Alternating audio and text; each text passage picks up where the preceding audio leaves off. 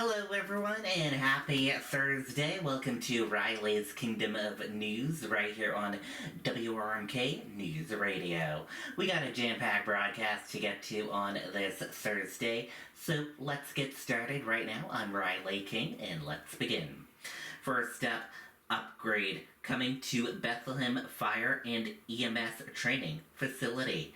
Let's take a listen to that report from WMUR News 9.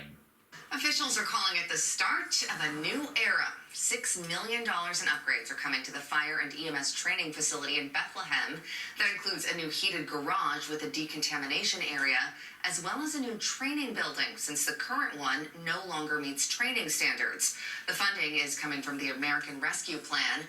Officials say it will take about 2 years to complete. Okay, and there you go on that report.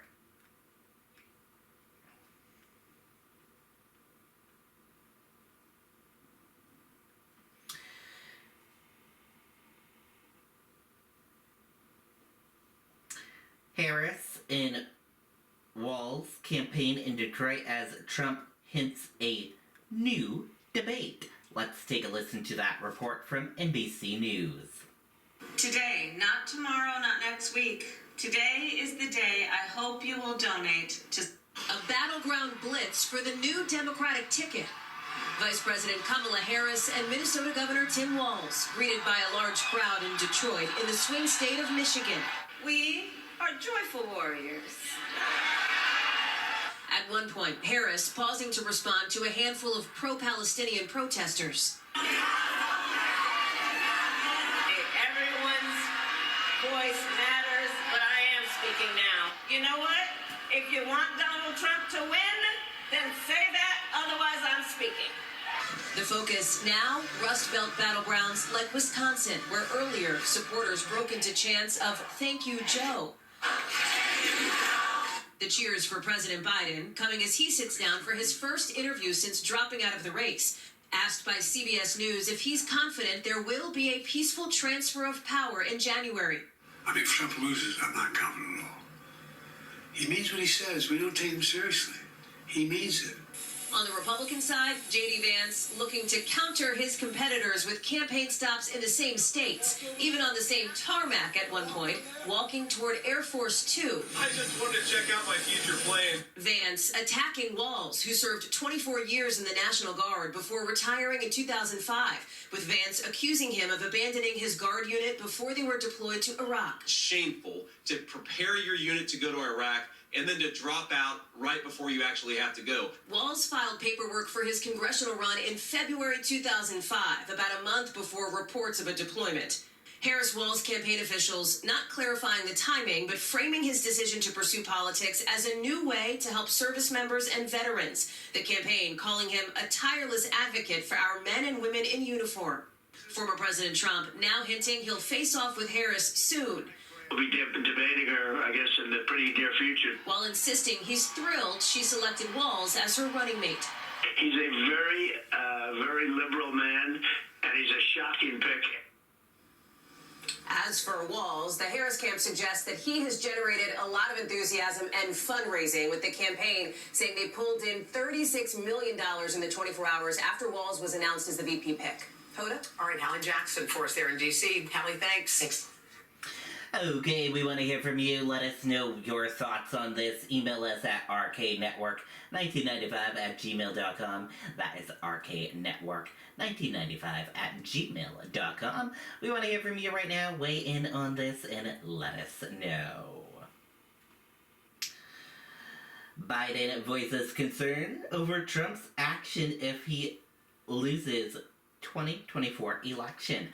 Let's take a listen to that report from CBS News. President Biden discussed the election with CBS News in his first interview since exiting the presidential race. He told Robert Costa that he is deeply concerned about what will happen when his term is over. Are you confident that there will be a peaceful transfer of power in January 2025? If Trump wins, no, I'm not confident at all. I mean, if Trump loses, I'm not confident at all. He means what he says. We don't take him seriously. He means it. all the stuff about if we lose, there'll be a bloodbath. It's have be a stolen election. Look what they're trying to do now in the local election districts where people count the votes.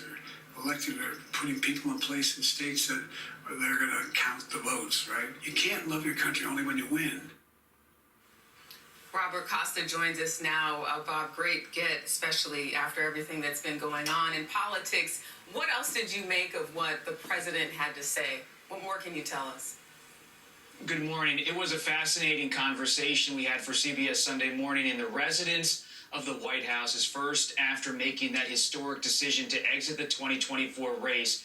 But it wasn't some kind of light conversation. He had a stark message for the American people.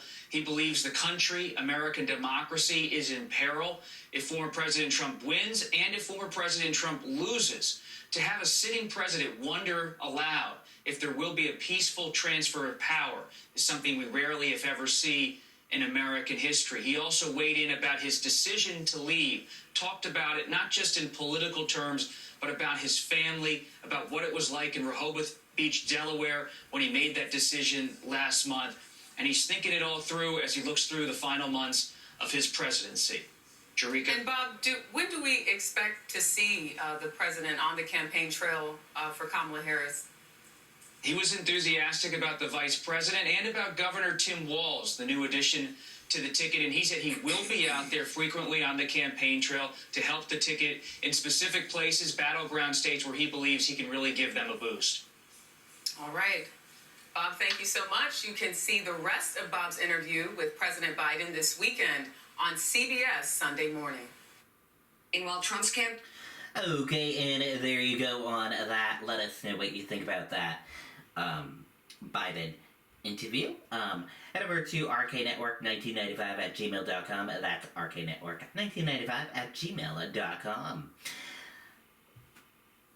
And now let's take a look at your stock market.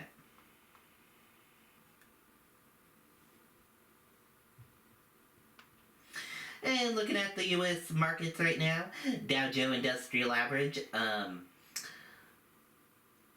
unch, and NASDAQ unch, and S&P 500 unch as well. Gold in the green, oil in the red, US 10-year in the green, Euro/USD in the red, and VIX in the red as well.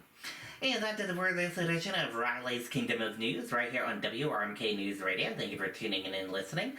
Have a great Thursday, and I'll see you back here tomorrow for another edition of Riley's Kingdom of News. Goodbye, everyone.